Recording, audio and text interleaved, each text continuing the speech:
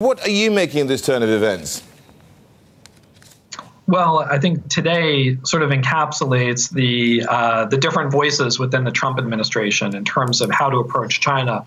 On the one hand, we have reports of Secretary Mnuchin reaching out to Vice Premier Liu He. On the other hand, we have reports of USTR potentially considering doubling down on tariffs by raising the tariff rate on this next round of $200 billion against China.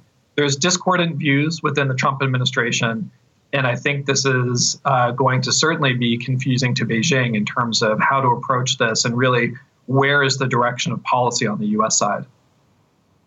Indeed. And with this difference of opinion within the administration, is it really, at the end of the day, the buck stopping with Donald Trump and he'll get his way on this should he want to? Well, I think that's exactly right. And that is, I think, one of the real watch points here is how is President Trump talking about the trade dispute?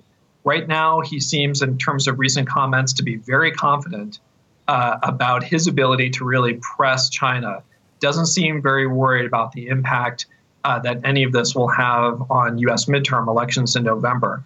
Now, that could change quite quickly, potentially, if we were to see a severe market correction or really a spate of negative economic headlines.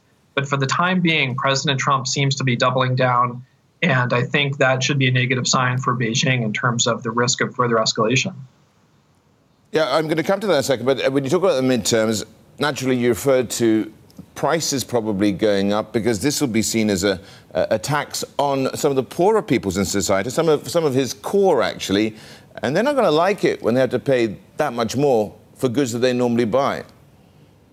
That's right. I mean, it's important to recognize that the first round of tariffs, which is already in progress right now, when you could say this first $50 billion really doesn't involve many consumer goods in the U.S.